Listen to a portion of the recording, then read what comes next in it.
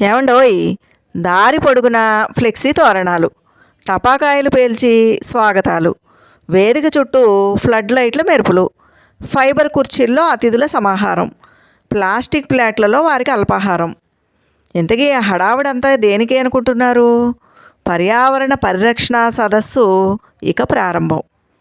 ఇదండి మన పెద్దవాళ్ళు చేసేటటువంటి పనులు ఇలా ఉంటాయి అన్నమాట.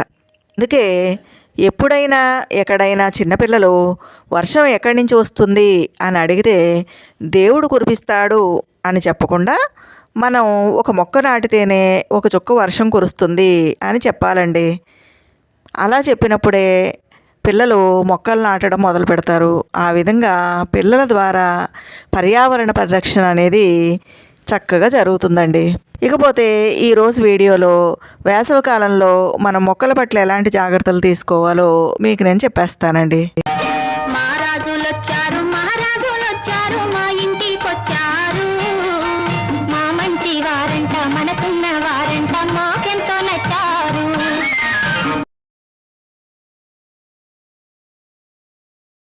ఏమండోయ్, ఇంటి ముందు అందమైన తోట ఉంటే ఎంత బాగుంటుంది. పచ్చని చెట్లు, రంగురంగుల పూల మొక్కలు ఉంటే మనసుకి ఎంతో ఉల్లాసంగా ఉత్సాహంగా ఉంటుంది. కానీ వేసవికాలం వచ్చిందంటే మొక్కలన్నీ ఎండిపోతాయి. వేసవికాలం వచ్చిందంటే మనకి మామిడి పండ్లు గుర్తొస్తాయండి.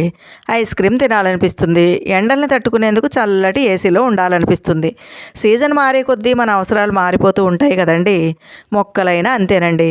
సీజన్కి తగినట్లుగా మన మొక్కల పెంపకం అనేది ఉండాలన్నమాట. ఎండాకాలంలో వాటి అవసరాలను గుర్తించి ఆ విధమైనటువంటి వాతావరణాన్ని, పోషణని మనమే కల్పించాలండి. ఎందుకంటే వేడి వాతావరణంలో హాయిగా చెట్టు నీడలో సేద తీరాలని మనం ఎలా అయితే అనుకుంటామో అదేవిధంగా చెట్లు కూడా ఎండవేడిని భరించలేవండి. ఎందుకంటే ఎడాపెడా చెట్లు నరుకుతూ పోవడం వల్ల ప్రతి సంవత్సరం మనకి ఎండలు ఎక్కువైపోతున్నాయండి. ఆ ఎండలకి ఇంటి ముందున్నటువంటి తోట కూడా ఎండిపోతుందన్నమాట.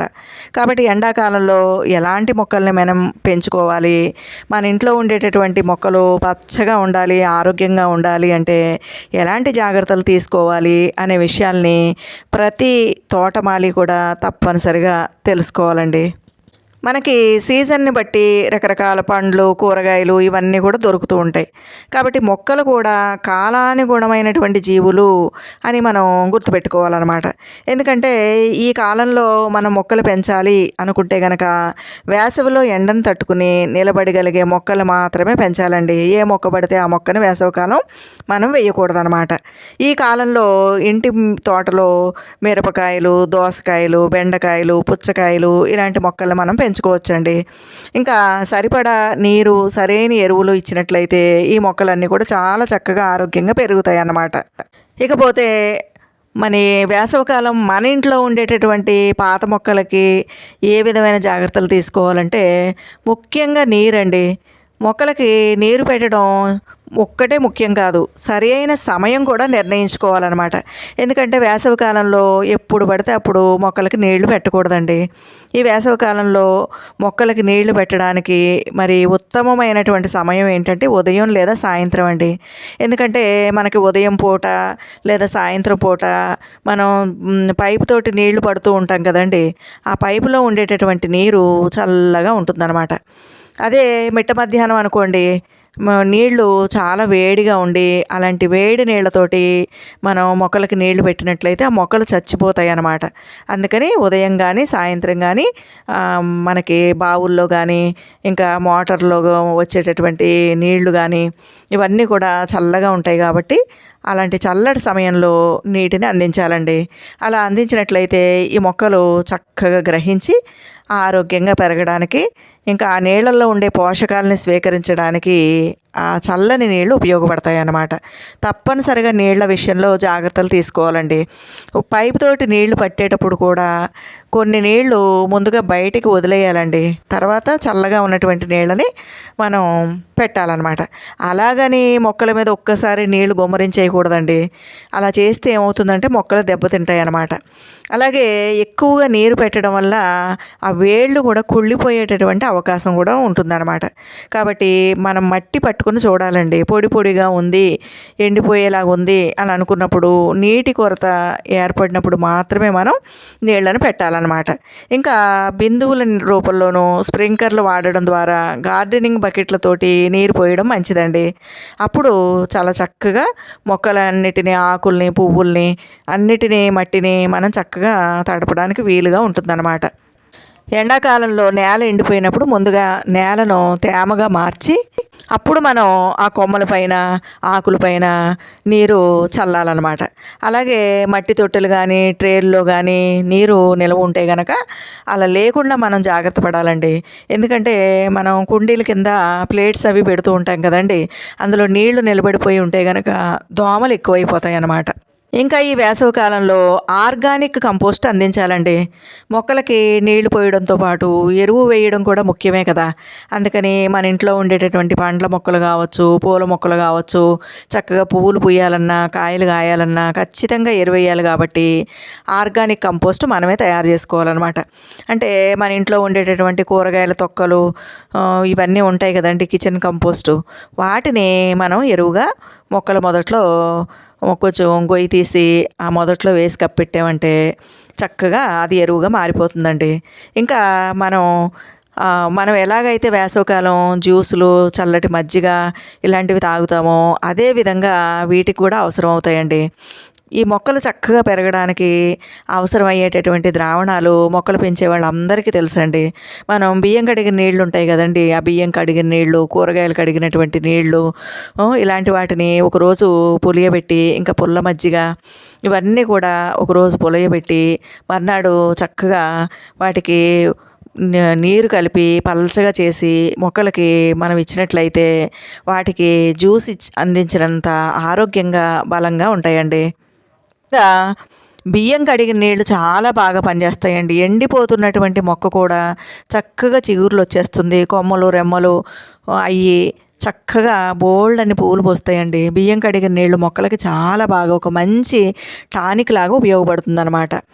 అదేవిధంగా వేసవి కాలంలో పూల మొక్కలు పెంచాలి అనుకుంటే కనుక జినియా, బోగన్విల్లా, బంతి పూలు, గులాబీ పూలు ఇలాంటి వాటిని పెంచుకోవచ్చండి. ఎందుకంటే ఇవి వేడిగా ఉన్న వాతావరణంలో చక్కగా పెరుగుతాయి కాబట్టి ఈ మొక్కలు మనం పెంచుకోవచ్చు అనమాట.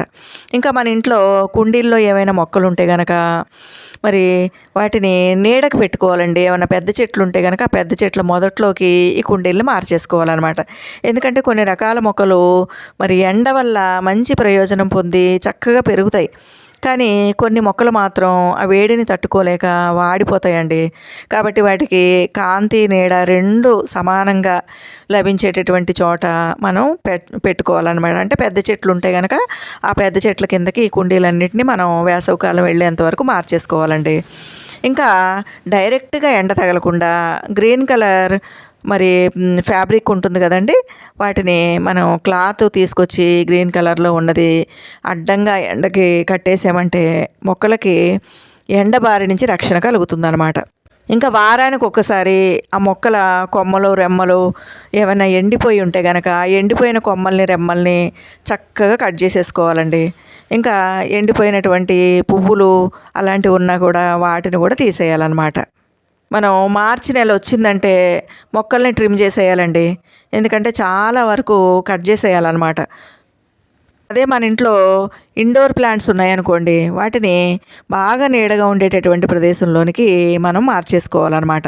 లేదంటే గదిలో పెట్టేసుకోవాలండి. ఎందుకంటే రూమ్స్లో ఉండే ఉష్ణోగ్రత వాటికి సరిపోతుంది కాబట్టి ఈ మొక్కలకి చెదలు అలాంటివి పట్టవు కాబట్టి, పురుగులు బెడద కూడా ఉండదు కాబట్టి చక్కగా మనం ఎందుకైనా మంచిది ముందు జాగ్రత్తగా కొంచెం నీళ్ళల్లో వేప నూనె కలిపి లేదంటే ఆవు పంచకం కలిపి చక్కగా మొక్కలన్నిటి మీద వారానికి ఒకసారి పిచికారీ చేస్తూ ఉండాలండి.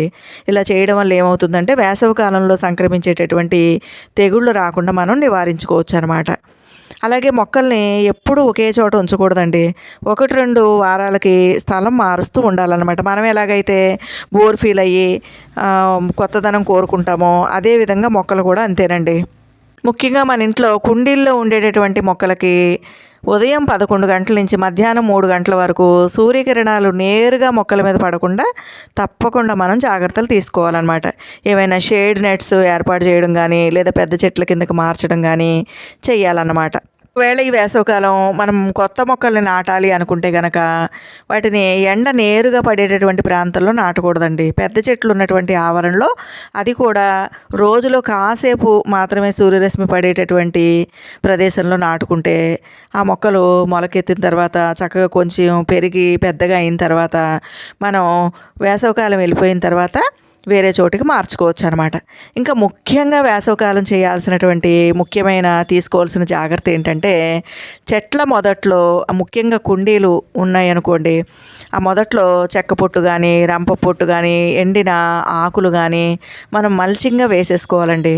అలా వేయడం వల్ల ఏమవుతుందంటే మట్టిలో ఉన్నటువంటి తేమ చాలాసేపు అలాగే ఉంటుందన్నమాట. మనం వాటర్ పోసినప్పుడు ఆ నీరు తొందరగా ఆవిరైపోకుండా మట్టి తేమగా ఉండేలా చేసి మొక్కలు చక్కగా పచ్చగా ఉంటాయన్నమాట. కాబట్టి తప్పనిసరిగా మల్చింగ్ చేసుకోవాలండి. ఒకవేళ మన ఇంట్లో పెద్ద చెట్లు ఉన్నాయనుకోండి, ఆకంతా ఊడ్చి చెట్ల మొదట్లో ఒక కుప్పలాగా చేసేయాలన్నమాట. విన్నారు కదండి. వేసవికాలంలో మన ఇంట్లో ఉండేటటువంటి మొక్కల గురించి ఇలాంటి జాగ్రత్తలు కనుక తీసుకున్నట్లయితే చాలా ఈజీగా వేసవికాలం బారి నుంచి మన మొక్కల్ని సురక్షితంగా ఉంచుకున్న వాళ్ళం అవుతామండి. కాబట్టి తప్పనిసరిగా ఈ జాగ్రత్తలు తీసుకోండి.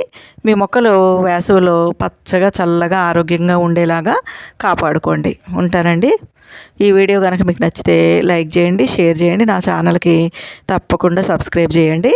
ఉంటానండి.